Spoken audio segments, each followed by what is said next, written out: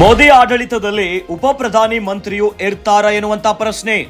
ಇಂದು ಮೋದಿ ಜೊತೆಗೆ ಉಪ ಪ್ರಧಾನಿಯು ಪದಗ್ರಹಣವನ್ನ ಸ್ವೀಕರಿಸ್ತಾರ? ತೀವ್ರ ಕುತೂಹಲ ಕೆರಳಿಸಿದ ಎನ್ಡಿಎ ಕೂಟದ ನಡೆ ಈಗ.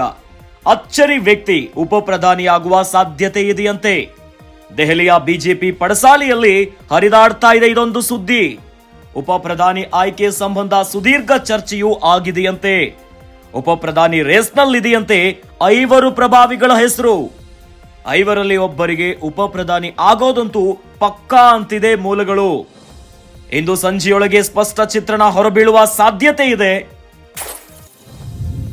ಅಬ್ ಕಿ ಬಾರ್ 400 ಪಾರ್ ಅಂತಾನೆ ಲೋಕಸಭಾ ಚುನಾವಣೆಯ ಪ್ರಚಾರಕ್ಕೆ ಇಳಿದಿದ್ದು ಬಿಜೆಪಿ. ಆದರೆ ಬಿಜೆಪಿಗೆ ಈ ಬಾರಿ ಬಹುಮತ ಸಿಕ್ಕಿಲ್ಲ. ಹೀಗಾಗಿ ಎನ್ಡಿಎ ಕೂಟದ ಮೂಲಕವಾಗಿ ಸರ್ಕಾರ ರಚನೆ ಮಾಡಲಿಕ್ಕೆ ಸಕಲ ಸಿದ್ಧತೆಯನ್ನ ಮಾಡಿಕೊಂಡು ಇಂದು ಸಂಜೆ ನರೇಂದ್ರ ಮೋದಿ ಅವರು ಪ್ರಧಾನಿ ಹುದ್ದೆಗೆ 3ನೇ ಬಾರಿಗೆ ಪ್ರಮಾಣ ವಚನ ಸ್ವೀಕರಿಸುತ್ತಿದ್ದಾರೆ. ಆದರೆ ಈ ಬಾರಿ ಮೋದಿ ಆಡಳಿತದಲ್ಲಿ ಉಪ ಪ್ರಧಾನಿ ಮಂತ್ರಿಯೂ ಇರ್ತಾರಂತೆ. ಇವತ್ತು ಮೋದಿಯ ಜೊತೆಗೆ ಉಪ ಪ್ರಧಾನಿಯೂ ಕೂಡ ಪದಗ್ರಹಣವನ್ನ ಸ್ವೀಕರಿಸ್ತಾರಂತೆ. ತೀವ್ರ ಕುತೂಹಲ ಕೆರಳಿಸಿದೆ ಎನ್ಡಿಎ ಕೂಟದ ನಡೆಯಂತೂ. ಅಚ್ಚರಿ ವ್ಯಕ್ತಿ ಉಪ ಪ್ರಧಾನಿ ಆಗುವ ಸಾಧ್ಯತೆ ಇದೆ ಎನ್ನುವಂತ ಸುದ್ದಿ ದೆಹಲಿಯ ಬಿಜೆಪಿ ಪಡಸಾಲೆಯಲ್ಲಿ ಹರಿದಾಡ್ತಾ ಇದೆ. ಉಪ ಪ್ರಧಾನಿ ಆಗ್ತಾರೆ.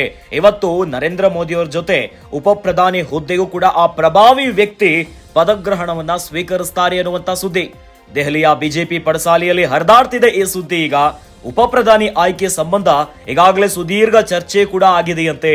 ಈ ಬಾರಿ ಎನ್ಡಿಎ ಕೂಟವನ್ನ ಸರ್ಕಾರ ರಚನೆ ಮಾಡಲಿಕ್ಕೆ ಬಿಜೆಪಿ ಹರಸಾಹಸವನ್ನೇ ಪಟ್ಟಿತ್ತು. ಒಂದು ಕಡೆ ಟಿಡಿಪಿಯಿಂದ ಚಂದ್ರಬಾಬು ನಾಯ್ಡು ಅವರನ್ನ ಮನವೊಲಿಸುವಂತ ಕೆಲಸ ಆಯ್ತು, ಆಫರ್ಗಳನ್ನ ಕೊಡೋದು ಕೆಲಸ ಆಯ್ತು. ಇನ್ನು ಬೇರೆ ಬೇರೆ ಪ್ರಾದೇಶಿಕ ಪಕ್ಷಗಳಿಗೆ ಅವರನ್ನ ತಮ್ಮತ್ತ ಸೆಳೆಯಲಿಕ್ಕೆ ಅನೇಕ ಆಫರ್ಗಳು, ಬೇಡಿಕೆಗಳನ್ನ ಇಟ್ಟಿದ್ರು. ಈಗ ಮತ್ತೊಂದು ಸುದ್ದಿ ಹರಿದಾಡ್ತಾ ಇದೆ.